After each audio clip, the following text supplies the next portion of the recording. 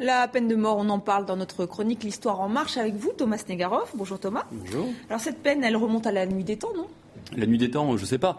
En tout cas, elle remonte au moins à l'Antiquité. Mais on se trompe souvent quand on pense que la peine de mort répond à un vieux désir, d'œil pour œil, dent pour dent. Ça a pu exister, ça existe peut-être dans la tête de certains tenants de la peine de mort. Mais globalement, la peine de mort, et dans ses origines antiques très anciennes, elle répond à 3 justifications, qui restent jusqu'à aujourd'hui d'ailleurs des justifications qui justifient dans certains pays la peine de mort aujourd'hui encore. Il y a un peu moins de la moitié des pays dans le monde qui appliquent encore la peine de mort. Alors ces trois justifications, la première, c'est mettre hors d'état de nuire quelqu'un qui a mis en péril la société. La deuxième, donner à l'exécution une valeur exemplaire, d'où le fait que l'exécution doit être rendue publique.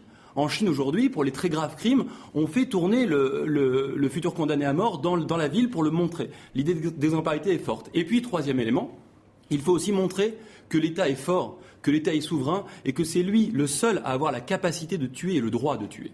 Mais ces justifications sont battues en brèche par les abolitionnistes, je vais y arriver. Mais depuis quand ? Alors, il y a un grand mouvement qui démarre à la fin du XVIIIe siècle. Un grand mouvement, je vais peut-être un peu fort. En tout cas, il y a une personnalité importante, fondatrice, qui est Cesare Beccaria, dont on voit un extrait de son livre « Des délits et des peines » de 1764, dans lequel il écrit, je lis, « Il me paraît absurde que les lois qui sont l'expression de la volonté publique, qui attestent et punissent l'homicide, en commettent un elles-mêmes, et que pour éloigner les citoyens de l'assassinat, elles ordonnent un assassinat public. » En gros, on n'assassine pas un assassin, sinon on devient assassin soi-même. Cette théorie-là, cette thèse-là, elle va durer très longtemps, elle va servir de base pour les abolitionnistes. Mais si l'abolition est arrivée si tardivement, parce que 1764, il n'y a que la Toscane qui va suivre Cesare Beccaria qui travaille en Toscane.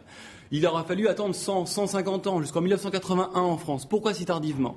Parce qu'il a fallu que la peine de mort, qui était un symbole, je l'avais dit, d'un État fort, eh bien que ce soit désormais l'abolition qui signifie que l'État est fort. C'est-à-dire qu'un État est capable de ne pas tuer, est capable, justement, c'est le deuxième aspect, d'envoyer les hommes en prison pour essayer éventuellement de les réinsérer un jour dans la société. Donc la lutte continue, on va adresser un bref état des lieux avec une carte. Oui. Elle nous dit quoi cette carte ? Alors cette carte qui a en fait 2 couleurs. La couleur verte, c'est les pays qui aujourd'hui appliquent théoriquement la peine de mort, mais qui depuis des années n'ont pas eu d'exécuter. En revanche, en orange, c'est les pays qui l'appliquent et qui l'appliquent régulièrement. Mais derrière cette dichotomie, 3 couleurs, là, le blanc, les pays abolitionnistes, et puis les 2 autres couleurs, il y a en fait 4 catégories d'États, très rapidement. Il y a les démocraties très solides, celles qui, on vient de le voir, ont, signe de leur force, aboli la peine de mort, qui n'ont plus besoin de le faire pour affirmer leur force. Il y a ensuite les États faibles, notamment en Afrique, qui affichent leur volonté et artificiellement leur force et qui imposent la peine de mort. Très vite pour la dernière catégorie. Et enfin, les États autoritaires et les États qui culturellement, religieusement l'imposent. Il y a une exception, c'est l'Amérique. On en reparlera peut-être un autre jour. Très bien, merci Thomas, la semaine prochaine.